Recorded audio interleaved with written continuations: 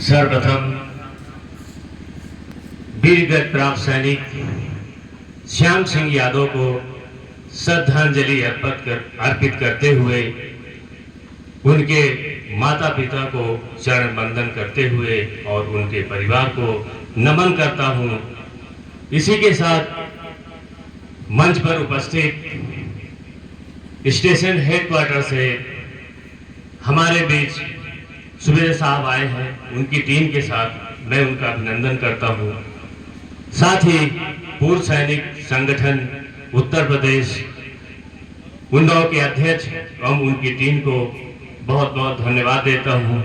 एवं मंच के सामने उपस्थित हमारे माताएं बहनें एवं ग्रामवासी छोटे बड़े सभी को धन्यवाद एवं आशीर्वाद।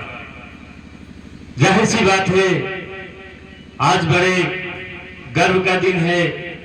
हम कह सकते हैं कि हम सैनिकों के लिए एक पीड़ादायक है। वीरगति प्राप्त सैनिक श्याम सिंह यादव पिछले साल इसी ग्राम सभा में प्रथम पुण्यतिथि संगठन के माध्यम से मनाई गई थी।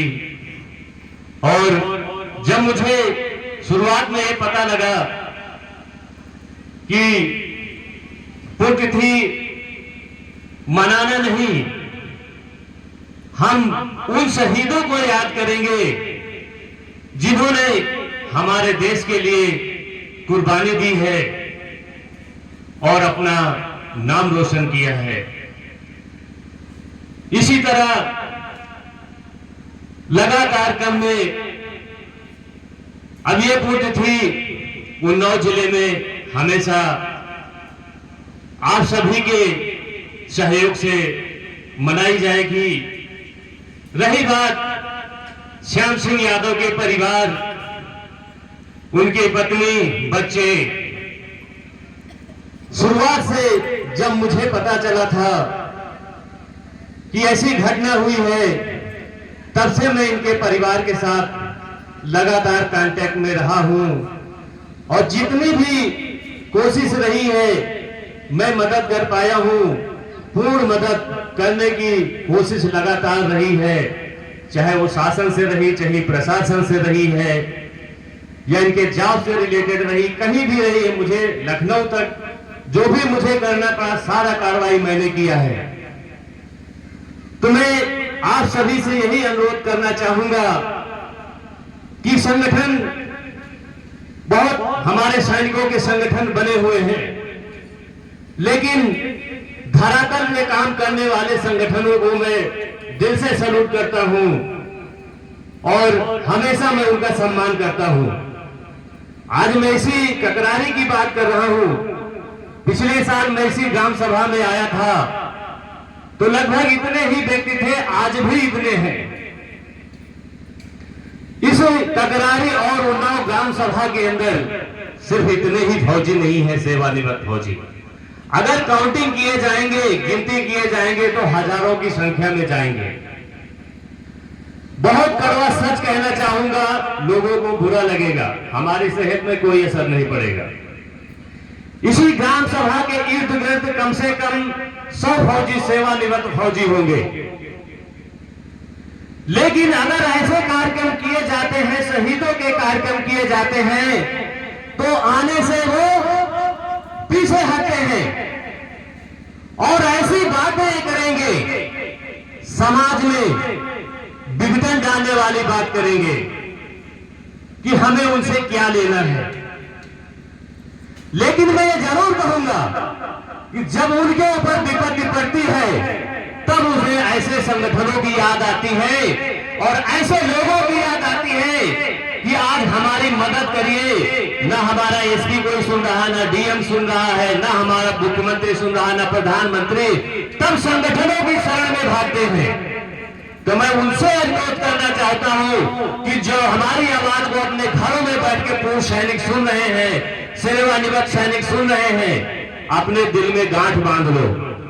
अगर आगे नहीं आओगे तो वो दिन बाकी नहीं है। जैसे में हमारे आदरणीय ने बताया था कि रायबरेली जिले में एक पूर्व सैनिक को मारा गया था। वही हालत जब आपके साथ होगी तब आपकी समझ में आएगा कि हमारे साथ क्या हो रहा है। इसलिए मैं सभी सेवानिवृत्त सैनिक और सैनिक जो सेवारत हैं सभी से अनुरोध करना चाहूंगा कि संगठन ये नहीं है कि केवल सैनिक समाज सेवा संगठन है। हजारों की संगठन में संख्या में संगठन बने हुए हैं। आप किसी भी संगठन में जुड़िए, लेकिन संगठन के साथ जरूर रहिए। अगर आप संगठन के साथ नहीं होंगे तो जाहिर सी बात है आपकी कोई मदद करने के लिए आगे नहीं आएगा। इसलिए आप क्या कर सकते हैं, आपसे कोई इतनी बड़ी धनराशि नहीं वसूली जाती है कि आप हमें हर महीने 10,000 रुपया दीजिए संगठन में। मैं अपने संगठन में किसी से कभी पैसा नहीं मांगता हूं कि संगठन के लिए आप डोनेट करिए। सिर्फ इतना कहता हूं कि जो आपकी श्रद्धा हो, आपके पास 5 पैसा है, 100 रुपया है, 200 है, 500 है, आप अपनी श्रद्धा अनुसार दे सकते हैं। मैं दावे के साथ कहता हूं पूरे भारत में संगठन विस्तार कर रहा है और इस संगठन का मैं पूर्ण रूप से लेखा जोखा सोशल मीडिया में डालता हूं। जहां तक कि आज मैं यहां दावे के साथ कहता हूं कि कोई भी ऐसा सैनिक संगठन नहीं होगा जो अपना अकाउंट का लेखा जोखा सोशल मीडिया में थ्रो कर देता होगा। कोई नहीं है।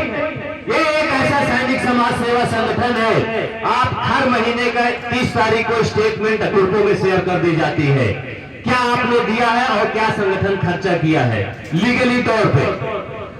बहुत कम समय में संगठन को बहुत कुछ हमने बना दिया है। ISO सर्टिफाई हो गया, ATG टोले भारत सरकार से रजिस्टर्ड है। कई ऐसे जो विभाग हैं हर विभाग से रजिस्टर्ड हो चुका है। अभी तक मैंने गवर्नमेंट से अनुरोध नहीं किया कि हमारे संगठन को आप पैसा दीजिए, नहीं। क्यों, हम लोग क्यों मानेंगे? हम लोग लड़ाई लड़ रहे हैं, हम लोग पूर्व सैनिकों की लड़ाई। अगर गवर्नमेंट से हमने अनुदान मांगा तो आप ये मान लीजिए किसी ऐसे बंधन में बंध जाएंगे आपकी कोई मदद नहीं करेगा।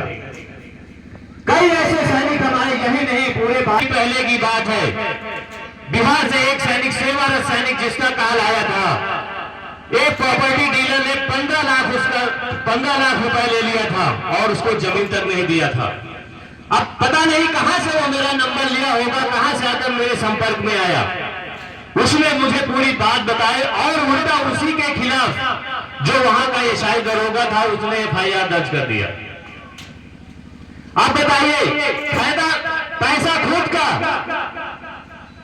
और FIR खुद के नाम पर। जब उसे मैंने सारे प्रमाण मारे और मैंने सीधा DM को कॉल लगा दिया, SP को। मैंने कहा महोदय, अगर ये सेवारत सैनिक है, इसके पास पूरे प्रमाण है, जो पैसा इसने दिया है, उसने सबसे बड़ी बहादुरी की थी, RTGS किया था, NEFT किया था, पैसा सारा प्रमाण था। मैं DM और SP से डायरेक्टली बात करके सीधा कहा था, अगर इसका पैसा आप लोग नहीं दिलाओगे तो चाहे मुझे आकर के आपको बिहार में आना पड़ेगा और जिस दिन मैं संगठन से आऊंगा उस दिन आप लोगों को न्याय तो देना ही पड़ेगा। लेकिन वो चीज जो नहीं होनी चाहिए वो चीज वहां पर होगी। फिर इसके जिम्मेदार शासन प्रशासन होगा, हम नहीं होंगे तत्काल प्रभाव से। इसलिए मैं सभी से अनुरोध करना चाहूंगा कि जितने भी पूर्व सैनिक हैं किसी भी जिले में, जहां तक मेरी आवाज जाएगी सोशल मीडिया से, जहां पर सब लोग संगठित होने का काम करें। और इस संगठन को मैंने एक बेल्ट फोर्स के लिए नहीं बनाया है।